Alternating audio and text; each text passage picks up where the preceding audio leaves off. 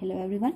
Today we shall start with the chapter Basic Principles of Qualitative Analysis. Okay, so first we need to understand what do you mean by a term qualitative and quantitative analysis. There are two terms.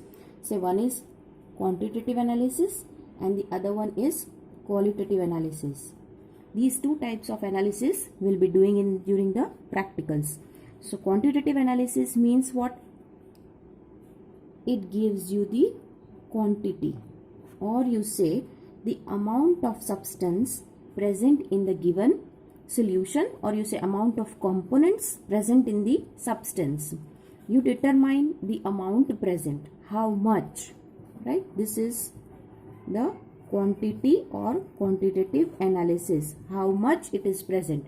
So we can determine this using volumetric and gravimetric analysis. Okay, now second term is qualitative analysis. Qualitative means you determine or identify what is present, quality, right? Or you say what is present.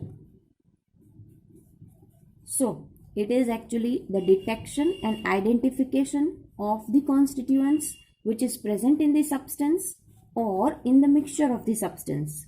Okay. We are doing two types of analysis. Say one is organic qualitative analysis and inorganic qualitative analysis. We are dealing here with the basic principles of the qualitative analysis, in which we will be doing the separation of the ions. So we'll be doing with basically the inorganic qualitative analysis. Now inorganic qualitative analysis means it is a mixture, or you say it is a mixture of the ions given, or you say a salt is given. Now salt is made up of two ions. One is positive radical and the other one is the negative radical, negative ion. Okay. Now say always the negative radical which you get is contributed by acid. Say acid gives you acidic radical, or it is the anion. And a base will contribute a basic radical. Okay, so that is a cation, positive ion. Say for example, if you take NaCl, it is made up of NaOH plus HCl. So here the anion which is there, it is contributed from HCl, that is the acidic radical, and Na, that is the Na plus ion, which is contributed from the base, that is the basic radical, positive ion. Clear? Okay. Now while doing the inorganic qualitative analysis, you will be coming across with the two terms. One is a strong electrolyte and the weak electrolyte. Now whenever the ions, say a salt is dissolved in a solution, it gets either completely ionized or it is partially ionized. Say there is one term we know as ionization. What is ionization? Ionization means the process of formation of the ions, right? Process of formation of ions, that is by the dissociation of an electrolyte. This is by dissociation of an electrolyte. This electrolyte may be either a strong electrolyte or it can be a weak electrolyte. Like say if it is a strong electrolyte, HCl with its solvent, say water, it will give the ionization process will be H3O plus Cl minus. Okay, so this strong electrolyte, it undergoes almost, you say almost complete ionization. If it is a weak electrolyte, it will undergo partial ionization.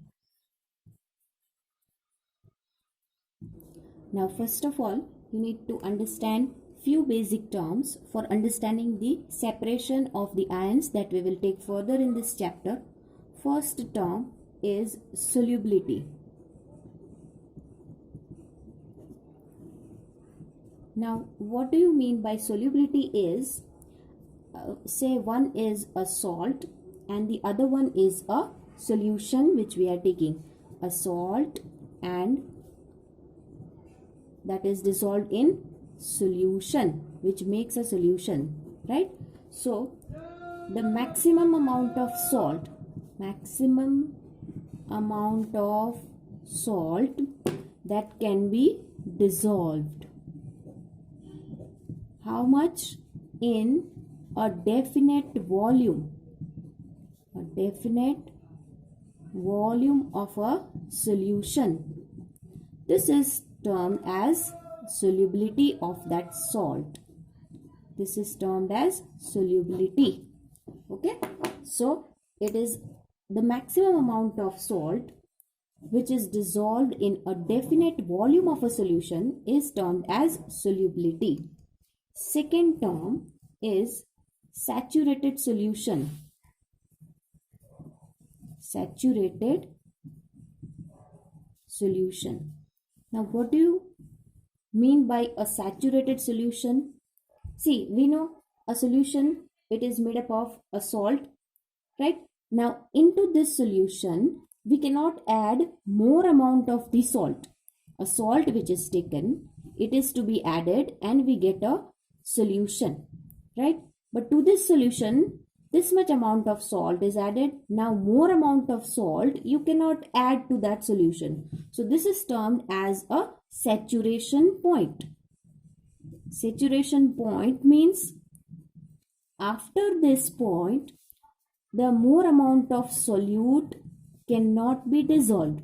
Say if you take a salt solution or a sugar solution, you get a point wherein after one point is reached, you cannot add more amount of the sugar so that it can be dissolved. So how we define the saturated solution is a solution in which no more solute can be dissolved. Right? Now here the solute which is dissolved is expressed in terms of solubility. So solubility is expressed in terms of what? Molarity, normality, grams per liter, right? Milligrams per liter, or molarity, that is moles per liter, right? Or you say weight by volume, etc. These are the terms in which we express the solubility, that is the concentration terms. Now the third definition, that is soluble salt. Soluble salt. Now you know the difference, what is salt and what is solution.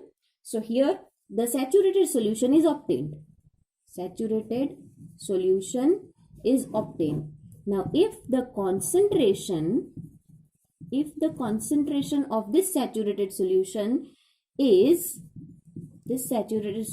is exactly 0.1 molar, 0.1 molar solution at room temperature, this is known as soluble salt, right? So when the concentration of a saturated solution is 0.1 molar at room temperature, we call it as a soluble salt. And the last term is sparingly soluble salt, right? Fourth term is sparingly soluble salt. Now see, you know what is soluble salt? That is, the concentration is 0.1 molar. Now if the concentration of the saturated solution is less than 0.1 molar, right? If it is 0.1 molar, it is soluble salt. If it is less than 0.1 molar, that is termed as the sparingly soluble salt. Okay, so these are the basic terms. After this, we will start with the separation of the ions in presence of each other.